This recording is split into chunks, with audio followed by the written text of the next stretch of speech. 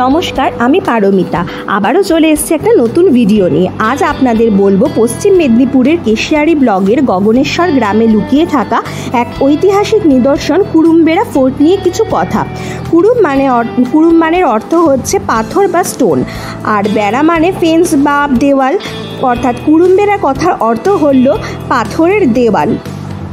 দুর্গটি মাকড়া পাথরের তৈরি বা ল্যাটেরাইট পাথরের তৈরি বলা যেতে পারে। 300 ফিট লম্বা আর 225 ফুট মতো চওড়া। ঐতিহাসিকরা বলেছেন 1438 শতকে ওড়িশার গজপতি রাজা কপিলেন্দ্রদেব এই স্থাপত্যটি তৈরি করেন। পরে মুঘল শাসক ঔরঙ্গজেবের আমলে মোহাম্মদ তাহির নামে এক সেনাপতি এখানে একটি গম্বুজ বা মসজিদ নির্মাণ করেন। ফলে এখানে 3 গম্বুজে মসজিদের নিদর্শন পাওয়া যায়। দুর্গটিতে দেখা মেলে ওড়িশার মন্দির স্থাপত্য আর মুঘল স্থাপত্যের এক অপূর্ব মেলবন্ধন। এই দুর্গের উত্তরমুখে প্রবেশদ্বারে রয়েছে একটি দিঘি, যা সৈন্যদের জলের চাহিদা মেটাতো। এই দিঘি মুঘল পাঠানরা সেনা ছাউনি হিসেবে কেউ এটিকে ব্যবহার করত। এর ভিতরে প্রায় 63টি ছোট কক্ষ রয়েছে। প্রতিটি কক্ষ প্রায় 8 ফুটের মতো চওড়া।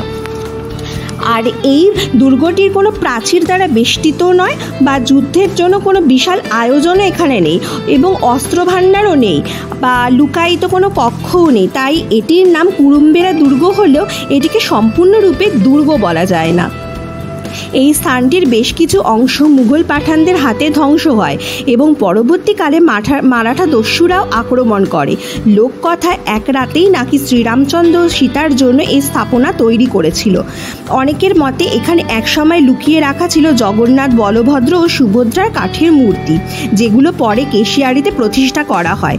আবার ভিন্ন মতে দুর্গটির ভেতরে প্রবেশ করলে যে ধ্বংসাবশেষ দেখা যায় সেটি ছিল কপিলেশ্বর দেবের রাজত্বকালে জলাধার বেষ্টিত একটি মহাদেবের মন্দির, যা মুঘল সম্রাট ঔরঙ্গজেবের সময় বাংলা ও উড়িষ্যার বহু মন্দির ভেঙে ফেলার ফরমান জারি হয়।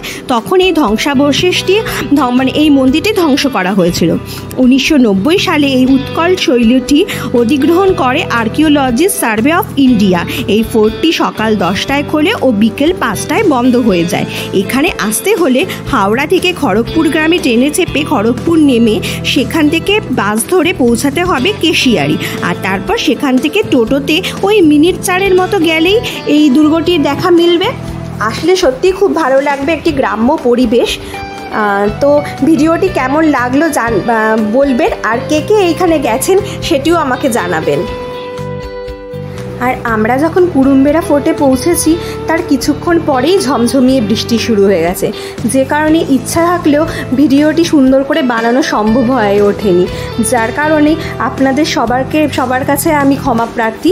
যদি পরবর্তীকালে আবার এখানে যেতে পারি তাহলে আপনাদের কথা দিয়ে রাখলাম আমি আবার সম্পূর্ণভাবে ভিডিওটি সুন্দর করে পরিস্থাপনা করব।